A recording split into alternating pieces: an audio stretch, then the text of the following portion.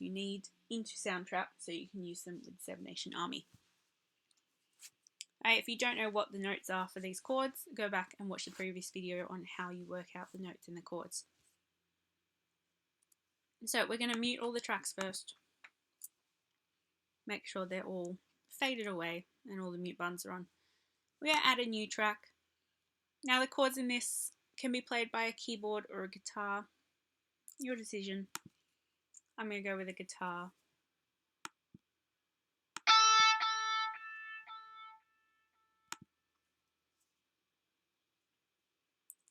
Rock guitar is the best one to go for.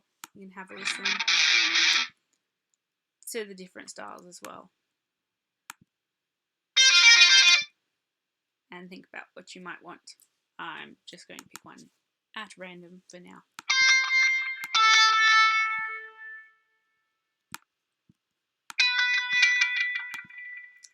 Maybe not that one.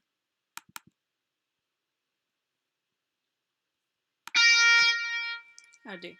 Okay. Just going to change the octave.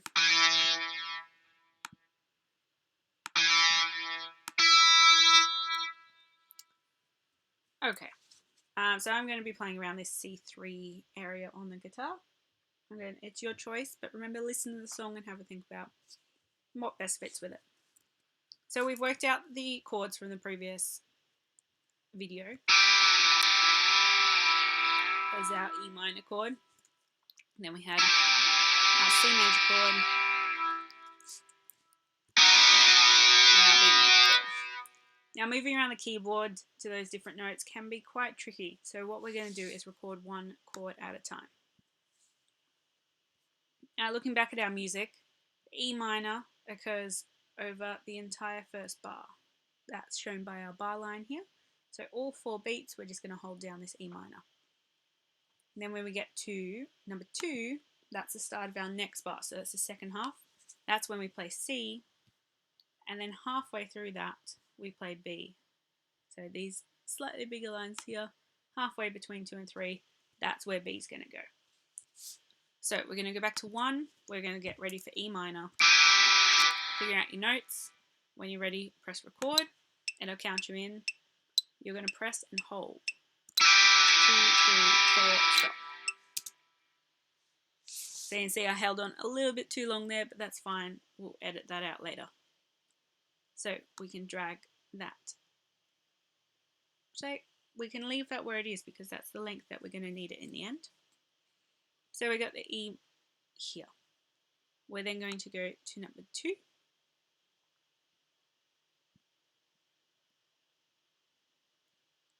Now, just in case you've held on a little bit too long here, you might need to go to piano roll. Just highlight all 3, drag the end, and just shorten them a little bit. So, on to number 2. Our next chord was C, so get your notes ready. Press record when you've got them. It'll count you in. You'll hear the E minor first. Remember, you only need to hold that one nice and short because it only needs to be half that length. Then we go halfway between 2 and 3. That's where our B chord is going to go. So find the notes you need. Press record. C, B.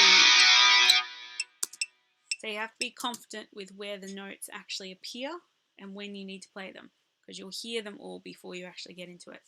So you'll hear that E chord, then you'll hear the C, and straight after you've heard that C, as soon as that countdown's done, you're going to start playing for that B chord.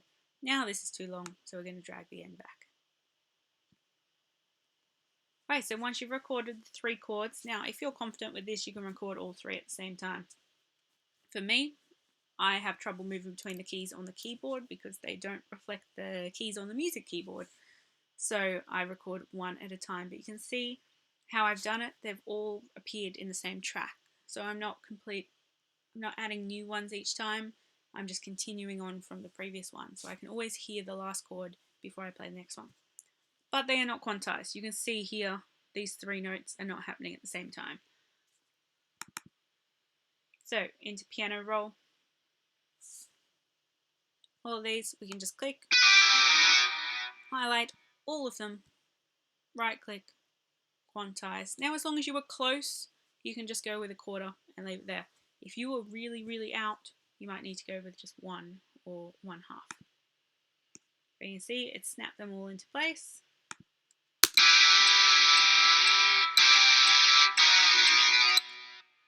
Now, as an extension, because you think guitars have 6 strings, so what you might want to do is actually add in a few extra notes here.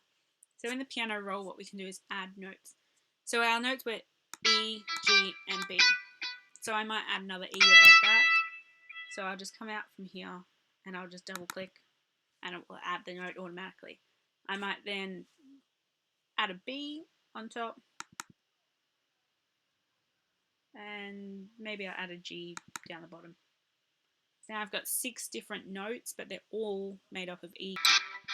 It's just that little bit thicker. Now it's completely up to you kind of how you move things around and what notes you use.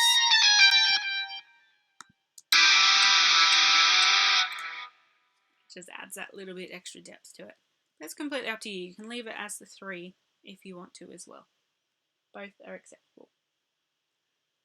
Now, if you've done it this way, you should have those chords perfectly lined up with your riff before. So if we unmute riff part 1, oh, actually, we'll go part 2. You'll be able to hear the chords perfectly in time with the riff.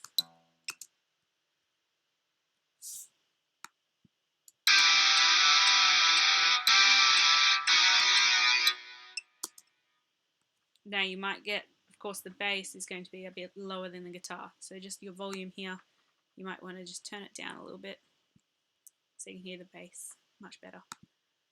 Let's try again.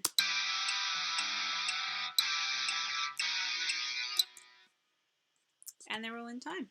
Right, if you've recorded each one separately, the way you need to line it up is the first chord with number 1, the second chord with number 2, and the third chord halfway between 2 and 3.